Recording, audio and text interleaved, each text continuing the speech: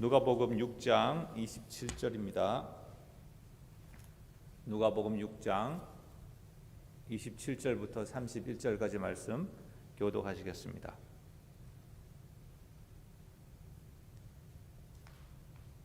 그러나 너희 듣는 자에게 내가 이르노니 너희 원수를 사랑하며 너희를 미워하는 자를 선대하며 너희를 저주하는 자 28절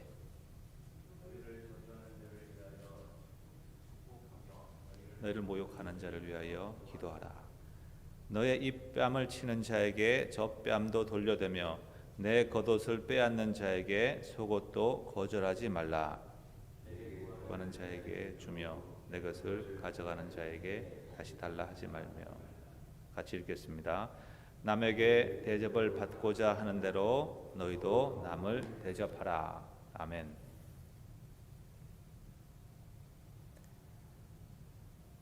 오늘 읽은 본문의 앞부분에는 평지설교라고 부르는 본문이 있습니다. 마태복음의 산상설교와 유사한 내용이 누가복음에도 있는데 누가복음에서는 특별히 평지에서 말씀을 하셨다 해서 평지설교, 평지복음, 평지설교라고 부릅니다. 왜 평지에서 말씀하셨다고 할까요?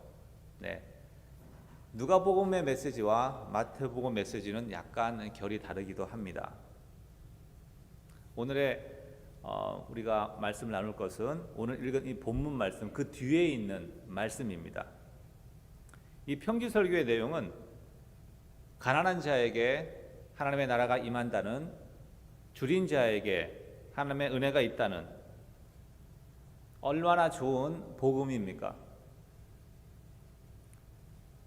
공평과 정의가, 진리가 선포되는 그러한 하나님의 나라가 온다는 그러한 메시지이죠. 그런데 그 다음 이어지는 본문, 오늘 저희가 읽은 본문을 보면 원수를 사랑하다라고 말을 합니다. 하나님 나라의 메시지와는 정반대인 것처럼 들립니다.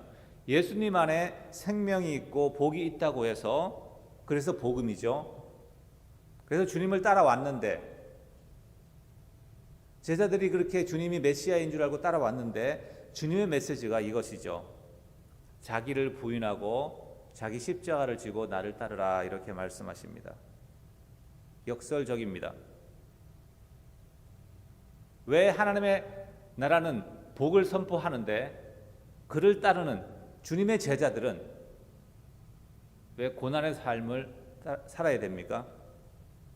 27절은 이렇게 시작합니다. 그러나 너희 듣는 자에게 내가 이르노니 나를 따르는 너희 제자들에게는 내가 이 말을 한다. 6장 앞부분에 보면 예수님께서 12절에 보니까 12제자를 부르십니다. 제자를 부르시고 하나님의 나라가 어떤 것인지 말씀하시고 그러면서 너희들은 이렇게 살아가라 라고 이야기하는 것이죠. 하나님의 나라가 어떤 나라인지 말씀해 주시고 그들이 어떻게 살아야 하는지를 27절에서 하나님의 나라를 선포하는 자들이 어떻게 살아야 하는지 말씀하시는 것입니다. 왜 원수를 사랑해야 됩니까? 그 다음 본문이 힌트를 주고 있습니다. 32절 같이 한번 읽겠습니다.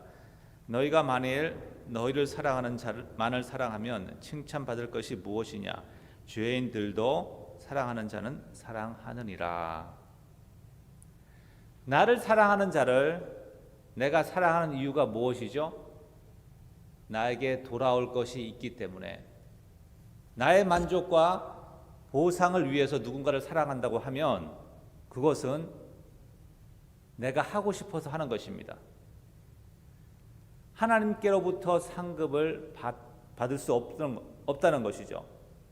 아무런 보상을 기대할 수 없는 자를 사랑하고 섬기는 것, 심지어 나를 힘들게 하는 사람마저 내가 품는다고 하면 그것은 하나님의 뜻이, 하나님의 마음이 내 속에 있음을 사람들에게 보여주는 것입니다. 그렇게 함으로써 원수까지 사랑함으로써 자격 없는 자에게 은혜를 베푸시는 하나님을 나타낼 수가 있습니다. 악인과 선인을 구별하지 않으시고 생명을 주시고 비를 내리시고 긍휼을 베푸신 하나님을 나타낼 수가 있는 것입니다. 35절 36절 그렇게 말하고 있습니다. 오직 너희는 원수를 사랑하고 선대하며 아무것도 바라지 말고 구워주라. 그리하면 첫 번째 이유 너희 상이 클 것이요 두 번째 또 지극히 높으신 이의 아들이 되리니 그는 은혜를 모르는 자와 악한 자에게도 인자하시느니라. 너희 아버지의 자비로우심과 같이 너희도 자비로운 자가 되라. 사람들이 하나님의 나라를 어린 아이와 같은 마음으로 갈망하지 않는 이유가 무엇일까요? 사람들이 생각하기를 하나님께서는 사람들의 믿음에 따라서 보응을 하신다.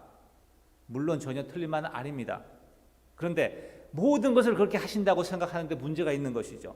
그래서 믿음이 좋은 사람의 기도는 하나님이 바라보라 들어주시고 복을 주시고, 믿음이 왔다 갔다 하는 사람에게는 그 기도조차 듣지 않으실 거라고 하는 이러한 하나님을 이렇게 우리의 믿음에 따라서 우리의 행위에 따라서 인과응보로만 대응하시는 분으로 생각한다는 것입니다.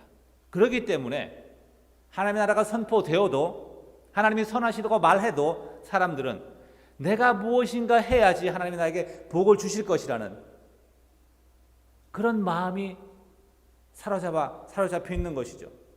그래서 더 열심히 무엇인가 하려고 합니다. 하나님을 사랑해서가 아니라 무엇인가 더 얻기 위해서 그렇게 하는 것이죠. 그리고 율법을 조금이라도 어기면 정죄하고 회개합니다. 너 왜 그렇게 하냐고. 그러한 태도가 6장 앞부분에 있는 안식일 사건과 손마른 자의 이야기인 것입니다. 그들이 하나님에 대해서 그릇된 인식을 가지고 있기 때문에 하나님의 나라가 선포되어도, 은혜와 긍휼의 하나님의 나라가 선포되어도 하나님의 나라를 갈망하지 않는다는 것이고 기대하지 않는다는 것입니다. 그러므로 주님의 제자는 원수까지 사랑함으로써 하나님의 선하심과 긍휼하심이 무한하심을 나타내야 하는 것입니다. 그래서 사람들로 하여금 하나님의 나라를 기다리게 만드는 것이죠. 또 우리가 이제 원수 사랑하는 데 있어서 주저하는 또 다른 하나의 이유는 내가 그 사람을 사랑한다고 해도 그 왼수가 고맙게 생각하지 않을 것이라는 그런 데 있습니다. 아니 내가 그렇게 해도 달라지는 건 없어.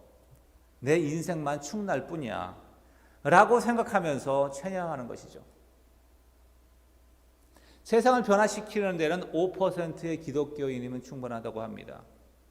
그런데 하나님의 말씀을 선포하는 데는 그 도시에 한 사람의 크리스천이 있으면 됩니다. 예수 그리스도 한 분이 오셔서 말씀을 선포하시고 천국을 선포하시고 12제자를 부르셔서 온 세상에 하나님의 나라를 선포하신 것입니다.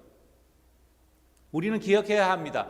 내가 이 도시를, 이 세상을 변화시키는 것이 궁극적인 목적이 아니라 하나님의 나라를 내 삶으로 선포하는 것이 1차적인 사명인 것이죠.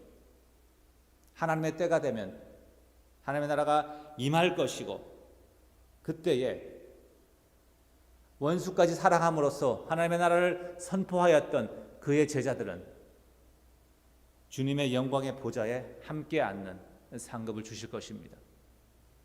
그렇기 때문에 하나님 나라를 선포해야 하는 우리들은 원수까지 사랑해야 하는 그러한 사명을 받은 것입니다. 이 아침에 오늘 내가 사랑할 나를 힘들게 하는 원수 같은 영혼이 누구인지 돌아보시고 그런 영혼을 품는 그런 하루가 되겠다고 결단하는 이 아침 되기를 축원합니다. 기도하시겠습니다.